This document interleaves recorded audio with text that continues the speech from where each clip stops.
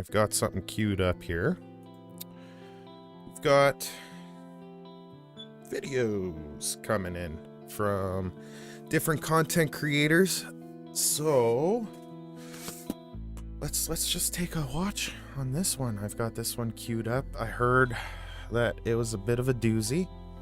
Don't know if y'all heard of Bigfry, but he's a content creator on YouTube. He tends to have takes that I absolutely do not agree with. Personally, I think he's got a lot of negativity and just generally more a detriment to a lot of communities than he is a positive, but he's got a huge reach. So let's just watch what he thinks of the 0.3 update, the 0.3 update, and get a little bit of a react going here. So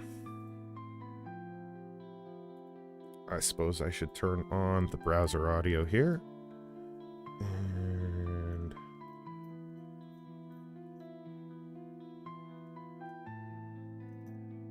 let's just check some sound. All right, what's here. going on, ladies and gentlemen? Welcome back to the channel. My name is Bigfry, and I've had a lot of people ask me to give my opinions on the newest update for Gray Zone Warfare titled Winds of War. It's their 0.3 update that brings in a lot of different features to the game, and I'll be honest, from all the conversations I'm seeing from the developers and articles being written, this is the turning point for Gray Zone Warfare.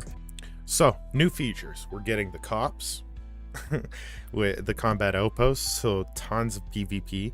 We're getting weather, amazing atmospherics. There's going to be updated bots, so the AI is going to be updated. We've got 4 new weapons, like 80 new parts. We're getting different combat zones that pop up on the map that shows people sort of where action is taking place. There's whole new huge map updates. Plus there's a lot of systems that are being implemented slowly and piece by piece. So things like the weather, we're going to get eventually moon cycles. We're going to get like flooding rivers and flooding fields and stuff like that. A lot of this is all like step 1 in this particular update. So it's a lot coming. They're no longer wanting to call this game an extraction shooter. They're calling it a They never called it an extraction shooter. Yes, with emphasis on PvP and faction warfare engagements over focusing on the PvE side of things. Not true. Not true, Bigfry. What it is this update is focusing on PvP because that's what the community asked for. The rest of the updates are purely PvE stuff. With this update, it brings in a new combat outpost system, or cops, that as faction members, you can go out, you can capture a cop, and you can control it, which gives you access to, it's essentially a forward operating base. Yes. So while you're out in the field doing quests and completing missions, you can, instead of having to go all the way back to base to hand in tasks, to grab, to go and restock at a vendor, if you control a close by cop, you can just go there and essentially it functions the same as if you were back at HQ. So it keeps you out in the field longer. It keeps you moving around the map a lot more often, and it gets rid of all of the downtime that players were finding riding helicopters back and forth. It's a lot more tight-knit, and there's a lot more areas of operation. And the cool thing about it is it creates a lot more PvP scenarios because it does. So what the cop system is going to do is it's going to kind of bring down a lot of the helicopter riding from the base all the way across the map and stuff like that. You can spawn at any of your outposts that your faction has captured. So there's a lot going for this cop system. Because a rival faction can go close to your main HQ and start capping all of the cops that you guys have, and then you have to fight over that to control those, and it creates a more PvP-centric environment for the player. Love it. Now, I had a chance to play this update over the weekend and kind of get my thoughts on the current state of Gray Zone Warfare with this update. I want to preface this by saying this is not sponsored, and I also want to preface this by saying the update that we were able to play, it is sponsored though. They're sponsoring him not with money but with access. So that's disingenuous, Bigfry. That is very disingenuous. You've got access that other people don't have, and that there is a form of sponsorship. We were given boosted accounts with a ton of gear, a ton of money, so it created a PvP-centric scenario where we could just go to a cop. They gave you an end game scenario. Kit out. They gave the testing and end game scenario where all of the vendors are unlocked and maxed out. The only things that you couldn't buy in the vendors was things that were task related. So like if you wanted to purchase a certain type of ammo and you haven't done that task yet, it just wouldn't be available for you. Get, the best helmets, the best night vision, the best guns, all the ammo we needed, and go back out. They created a PvP-centric experience for content creators to show off. I say this to say, I don't know how this is going to feel when the update comes out. There was no sense of like having to grind missions, level up, and do any of that stuff. We were just basically given everything to experience what this cop system is like. So yes, they wanted to showcase the combat outposts and how those work while avoiding spoilers from the updated stories. So of course they're going to give you all of that kind of stuff. But they also did not prevent anybody from doing any of the new mission tasks, any of the new, all of that kind of stuff. So again, disingenuous, Bigfry. And I gotta say, I fucking hated it. Like, I'm just gonna be completely honest. Disingenuous. At Endgame, with a bunch of content creators that are looking to create PvP-centric content and talk about this new update, it felt like I was playing a very, very large-scale Battlefield conquest. We would capture a cop point, it was endgame we would stuff, move on to Bigfry. the next one, and by the time we got to the next one, there was an enemy faction that was grabbing the one that we just did. So it just became, we're just running back and forth between these cops, capping points, killing players, and that is really about it. The game, I don't think he normally plays this game at all. I think he just doesn't quite understand the draw to this game and how absolutely gorgeous it is. And yes, while people were focusing on the PvP during this playtest, that was kind of the point of this playtest. gameplay loop I don't think works with the way that Gray Zone has been promoted as a persistent long-term game where you're in the world. There's no like extracting and going back to the main menu. You basically just go back to either a cop or your main HQ. But it just felt like they wanted to really promote PvP engagements without actually thinking about the longevity of what it means to capture these points. One of my main criticisms here is that if I capture a cop with 4 or 5 of my faction members and we're there and we establish a line of defense, Listen to this point. AI spawn there and they're easily taken out by a rival faction, and then we can just lose that point like nothing. I wish that the developers would make it like, if this gets captured, there is a cooldown for being able to attack and take the point back. So I disagree here on the cooldown. However, I do agree watching some of these streams and stuff that it was really quick to flip them. So my opinion is, instead of it being difficult to take back, so to speak, that this cooldown is implemented with the little computer. So like you approach the computer and it takes a hot minute. Like it takes a good solid couple of minutes in order for it to fully transfer over. And that, I think, would be a better system. As it is now, it is a little bit quick. I will concede that point. So at the very least, it feels like your captures actually mean something and you're actually establishing a foothold in the region. There needs to be some sort of cooldown system so that it's not just back and forth, capture the flag like it is right now. Like I said, this is me going off of a test that isn't really indicative of what the update is going to be like, or maybe it is. We just don't know yet. We do kind of know, though, Bigfry. I'm glad that you said that about qualifying that this is just a test, but this gives us a sort of a preview of what the end game loop might look like, or somebody who wants to focus on the cop system, what it could look like if you're focused hard on it. Don't forget, the tasks still exist. The other POIs still exist. Everything that was in the game already is still there. And it's improved on. So, I feel like he's being very disingenuous with the first 4.5 minutes so far. The last 10 seconds, so it's pretty much the only time he's been a little bit honest. Another major issue that we ran into, the developers were all in my chat watching this happen live. They claim that it's a bug, but I actually think that this is just something that was completely missed on the design of how this gameplay mode works. When you go to capture one of these cops, there is a computer in the middle of the area that you click, and it takes about 8 to 10 seconds to capture the point for your team.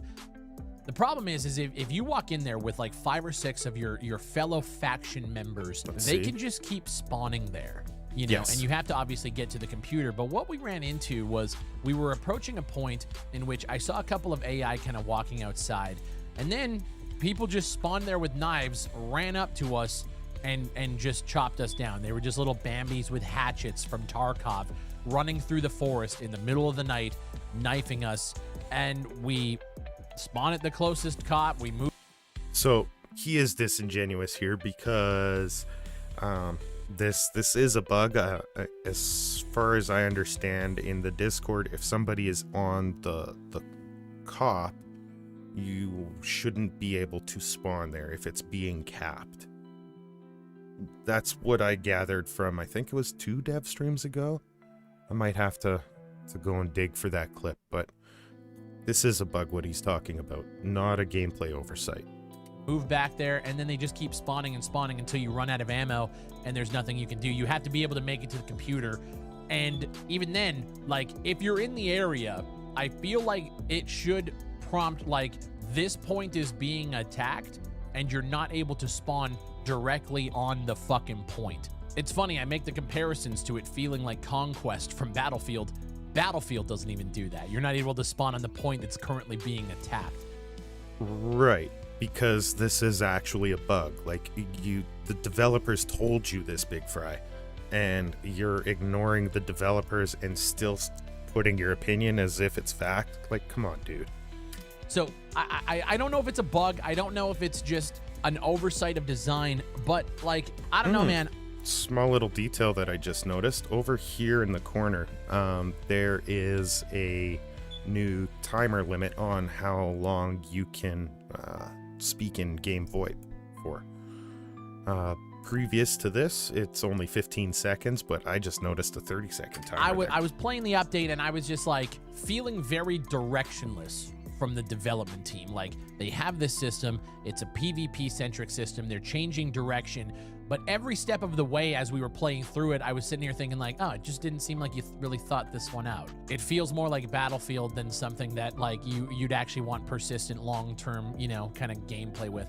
It didn't feel like they really thought that out. And then the being able to spawn in the points, it didn't really feel like they thought that out. It feels kind of half-cocked from the dev team. Now, some things I do like about this game right now is the fact that performance seems to be a lot better across the board for every. It's not just seems to be, it is better. there's might as, I love that you're getting more than 20 frames per second, brother. Because, hot damn, I did not know how you played on this thing before. Everybody who was in this test. One thing I did notice, the major performance issue, is if you're injured and you're using the picture-in-picture and scopes, my performance was tanking from over 100 FPS down to under 30 when I have that injured like post-process effect on my screen while using the scope picture-in-picture system. It essentially became unfucking playable. But other than that, I personally, out of all the streams that I've watched so far, didn't notice crazy frame drops on people's PIP scopes with the injured thing. That could just be his system. If it's there though, that is kind of a bit of a bug, and I'm sure there could be optimizations done. that, I never ran into a lot of performance issues. I was obviously having to use DLSS. You do notice a lot of the times when you're looking at the foliage long range, there are a lot of, again, those generated frames, and you can see it, and it kind of muddies the visuals a little bit. But for the most part, I'm happy that I can run this game at around like 90 to 110 FPS consistently, which is something I couldn't say before. So the performance is getting better as time goes on. I also really enjoy the weather system that they have in the game. Watching The weather is absolutely gorgeous. Cannot say enough good things about the weather. It is so nice. it go from sunny to cloudy, foggy, and then rain, it looks fucking incredible. Gray Zone is one of the best looking FPSs on the market still, and I think it looks good. Now, this is the first time that I've been exposed to the day-night cycle in this game. I never even played the last. So he never even played point 2. He never even played point 2. That means for the entire last 6 months, he didn't even install this game. Bigfry, what are you even doing? You didn't even have the full context. Patch, the day-night cycle didn't do anything to move the needle for me. I will say the fact that nighttime lasts an hour on the server and the nods, the night vision goggles that they have in the game right now are absolute fucking ass. He's never wore night vision before. He has never used night vision before. The night vision in Gray Zone is the most true to life night vision that there has ever been in any video game. It created an experience that I just didn't want to fucking play. And when I bring that up in the stream and I talk about it, I get hit with the, yeah, but it's realistic. Real night vision doesn't really, yeah, I don't give a fuck. Like, I get it. Realism is something that these developers definitely want to chase. Totally understand.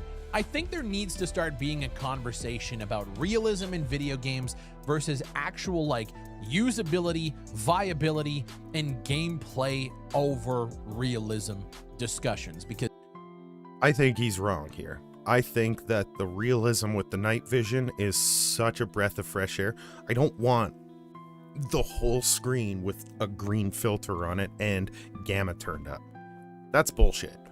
I love that we're looking through with a limited field of vision and either grainy or fuzzy or all of that kind of stuff. This is night vision. This is what I like about it. The realism is amazing.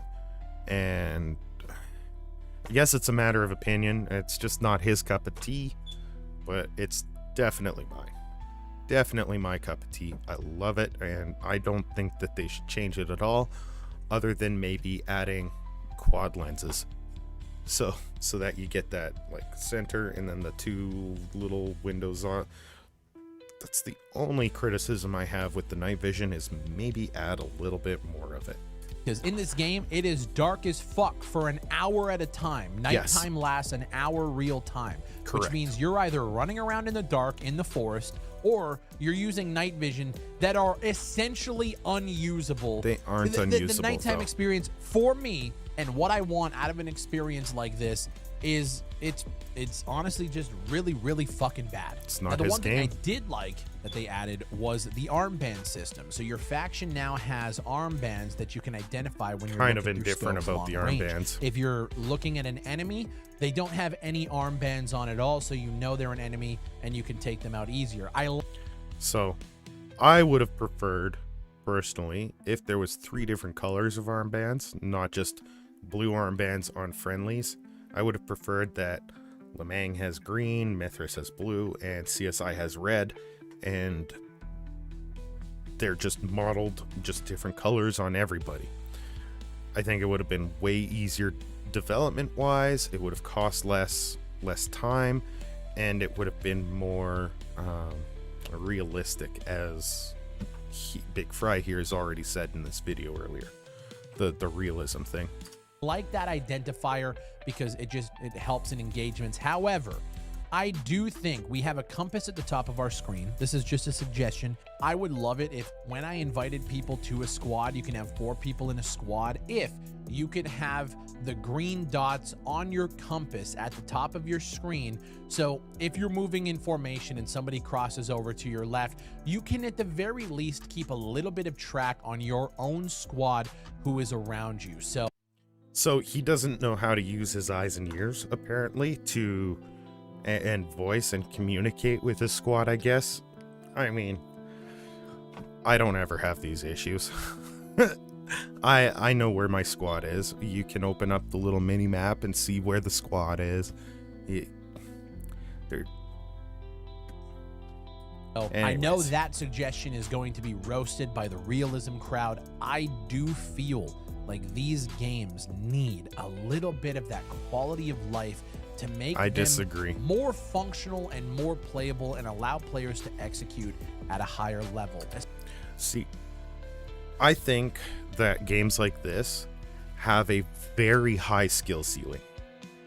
It's not hard. It's not super hard to get into them. Like, you can just jump in, standard first person control, shoot a few bots. That's easy. That's the simple stuff.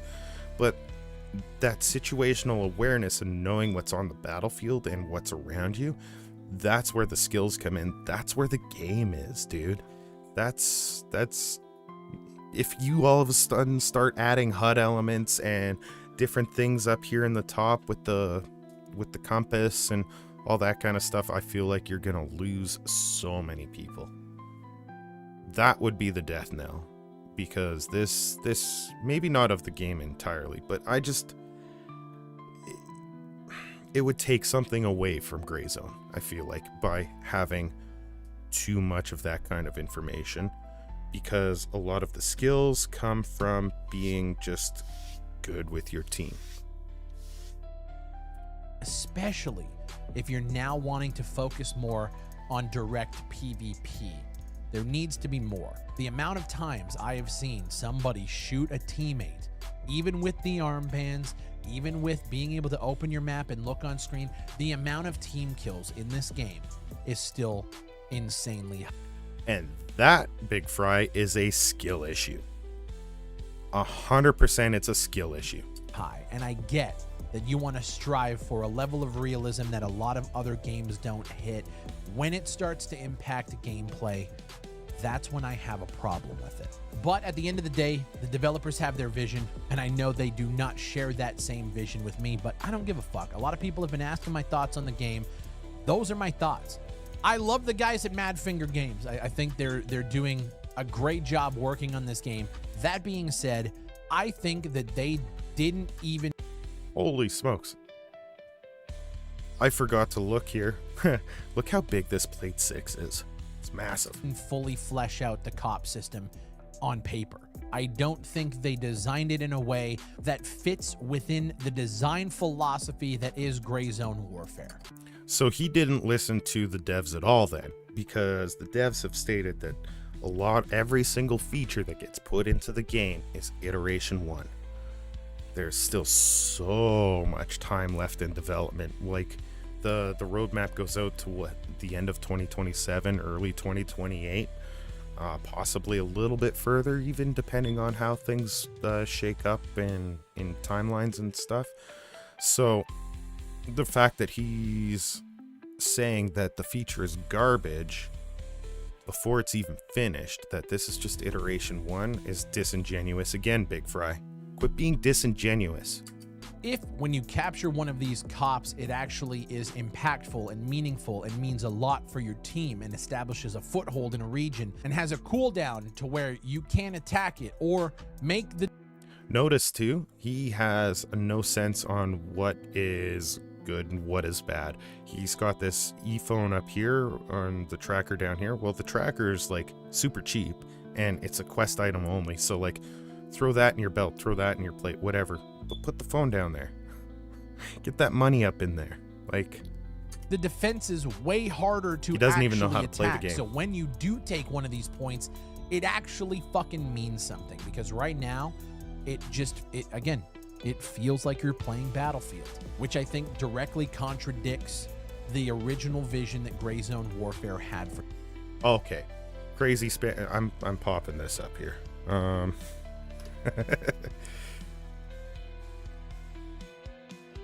Let's get this right here.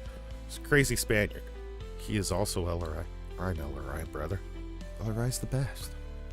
Come on now, get on Ty's payroll. For the game, they wanted no raid timers, so that the persistence of the world is you can take it at your own pace. No, it's all good. It's all good. I take it you're probably Mithras, aren't you? Dirty Mithras. I'm just bugging. Your movements around the map actually mean something. Now we're just sprinting from point to point, tactical sprinting through forests to kill AI and take a point and then run back to the one we were just at. And that's the loop. When the update comes out, I want to see how it feels playing as like a normal player and not a boosted fucking creator account. So he could have done that. He absolutely could have played as a normal player. He could have gone out and started doing tasks with a basic bitch weapon, a tier 1 weapon, and he could have leveled up his whatever and did it properly that way. He could have sold and got rid of all of his gear and then threw the money into the donation bin and let somebody else do that kind of thing. Like, again, he is not... I feel like he takes the piss, personally. He's being very disingenuous with this review. Because I think that's going to be very, very telling. Maybe I'm completely off here, but all I can do is go off of what they gave us, and what they gave us is not indicative of what the actual update is going to feel like. So when it comes out, this... And it never was supposed to be indicative of what the update was supposed to be as far as a complete loop. They wanted to showcase the new features. You got to see some of the new features being showcased in their first iterations. This video might be completely outdated, but as of right now, those are my thoughts on the current state of Gray Zone Warfare Winds of War Update 0.3. I ran into some bugs and other issues, but I don't think that's relevant in an early access title. We're gonna run into issues. I actually really like that he just said that. One of the few things that I agree on with this particular video is bugs and stuff like that shouldn't necessarily be taken into account unless, and I'm going to qualify this with an asterisk, that same bug gets carried through all the way to the 1.0 release. If it's still there at 1.0, then I've got problems. But you're so far off of that it's a non-issue.